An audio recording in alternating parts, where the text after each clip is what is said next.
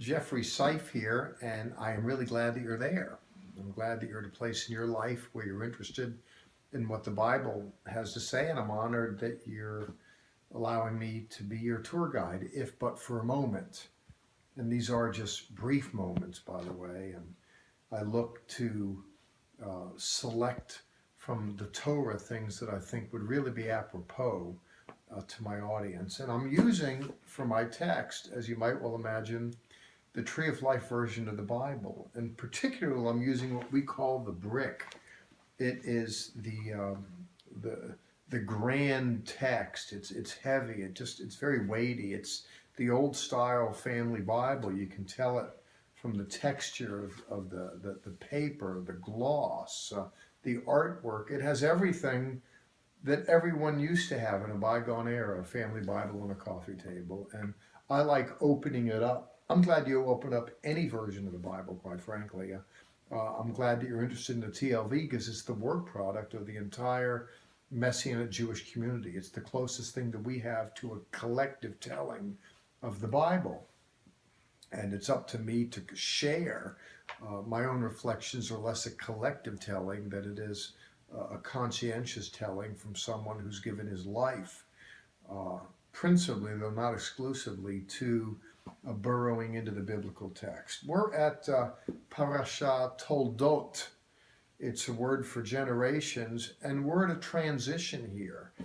We're looking at, Avraham, Yitzchak, and Yaakov, Abraham, Isaac, and Jacob, the patriarchs, the matriarchs. We're getting into these tents. We're getting into family intrigue and dysfunction, and we're getting into something now that I really think is apropos. I don't want to, work through the whole of the parasha, but I'd like you to look with me, please, in chapter 27 of Genesis, verse 46. And then at the very beginning of chapter 28, and there's something here in antiquity that is all too common here in modernity. And what is that? Well, we're looking at the matriarch Rivka, who was married to Yitzchak. Abraham had the promised child, Isaac, to bear the seed, the future, and destiny. And Rebekah and he were married, and it was through her. She was going to bring forth the next generation, of course. Women do that. And she had two sons, Esau and Jacob, and they didn't get along very well. But not only that, Rebekah really did not like Esau's marriage choice. Look at this, please. Rivka, in chapter 27, verse 46, is speaking to Isaac, who's an elderly fellow now, who's pretty much close to out of commission. She says to Isaac, "I'm disgusted with my life because of the daughters of Heth. If Jacob takes a wife from the daughters of Heth like these women, from the daughters of the land, what is life to me?" I mean, it's interesting that she's saying, I can't stand these women around here. And if Jacob, she knew that Jacob was carrying destiny. She says, look, if he marries one of those women, I just can't bear it. Now, by the way, this, is every young bride's nightmare, that her mother-in-law will be particularly dissatisfied with her. Well, I take that back. Today, a lot just don't even care because they marry and so separate from their family of origin. It doesn't matter what they think. And it doesn't matter how they go about getting into marriage because they don't care what anybody thinks anyways. I think that's a mistake, by the way. In any case, the story here is it really mattered what the parents think. And you see that mother is fit to be tied, that her son might conceivably marry one of those chicks. Now, by the way, that when we're looking at getting together and going together, whenever a boy meets a girl and they go together, everybody talks. The girlfriends talk and they get into it. And then when there's a marriage contemplated and coming together, there's a lot of backdoor conversation there. Others are weighing in about what they think and sharing their opinions. It really is interesting. And then on the assumption that the marriage goes forward, then it's interesting the way people, navigate relationships with in-laws and the like. And there's always a question, will the newcomer into the family be accepted? Here, Rebecca just does not want those women. And she's kind of like beating on her husband's chest. I can't stand my life. It's all over. I mean, Esau, was kind of a bad apple. And we're told later on that in the next chapter, in chapter 28, that she did not like Esau's wives, so much so that to try and placate her, then he will go to an Ishmaelite, marry a wife, and try and secure mom's favor by marrying a right kind of woman. It doesn't work. I mean, Esau's wives are on the outs. And here, mom wants the child with destiny, Jacob, who's growing up now, to go marry someone of a different stock. And she is pressing Isaac. You got to do something. I can't stand this. It's not going to work out if he's married to one of those girls. What is it? Are there mannerisms that she doesn't like? Customs? Idolatrous practices? Doesn't say. We're told, though, in chapter 28, verse 1, never underestimate the power of a woman. Here, Mama is leaning on Isaac, and so in 28:1, Isaac called for Jacob then, blessed him, commanded him, and said, don't take a wife from the daughters of Canaan, like your brother did. All right, I'm adding that a little parenthetically here, but it's not parenthetical to the narrative. That is what the brother did. And at Rebekah's beckoning, do not, looks at him just straight in the eye, do not marry one of those. Don't take a wife from the daughters of Canaan. Get up and go to Padan Aram, to the house of Bethuel, your mother's father, and take for yourself a wife from there, from the daughter of Laban, your mother's brother. The emphasis here is marry within the family, marry within the tribe.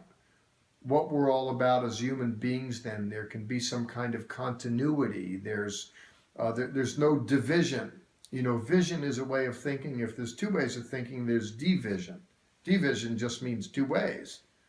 It doesn't mean that it's two bad people. It's just that they're not moving in the same direction. And the argument here is, these Canaanites have their practices and what they're all about, but then we have what we're all about, and let's keep it within that.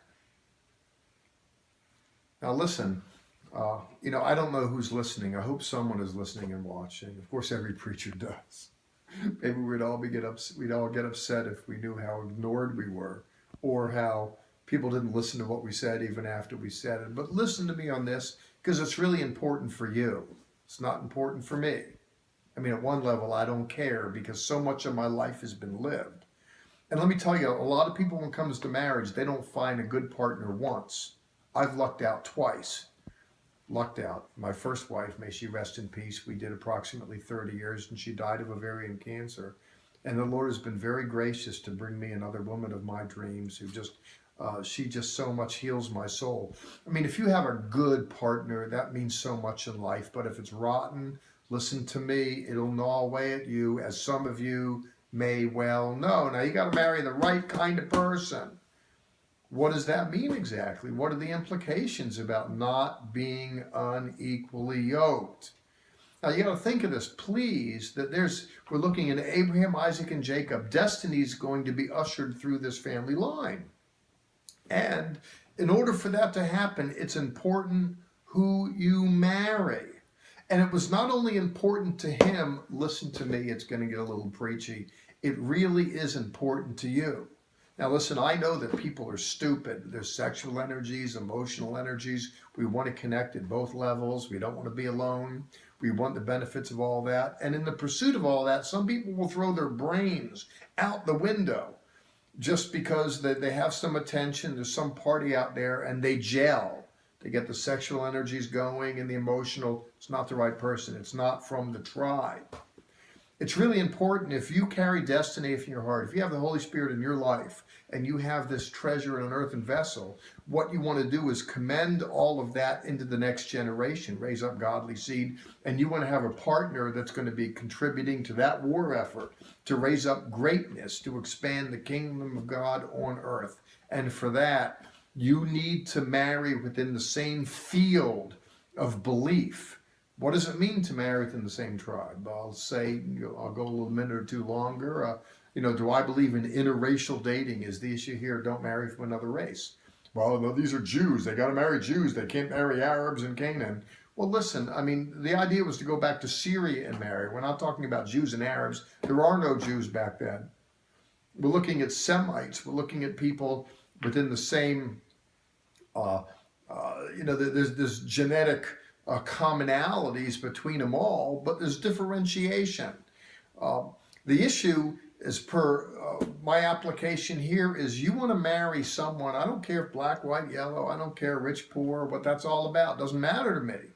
If you marry within the human race, then you're not unequally yoked at that level, but you want to find a partner that you can partner with in faith, in hope, in love, in other levels besides just taking care of the family business.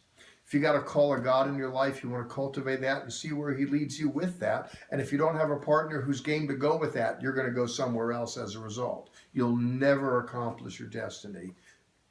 Mark my word on this. Take this one seriously. I like to be happy and clappy and upbeat, but the point here is profoundly important.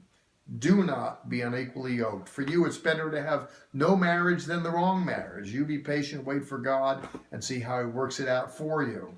But find a partner from your own faith-based people. See you next week. God bless. Jeffrey Seif here.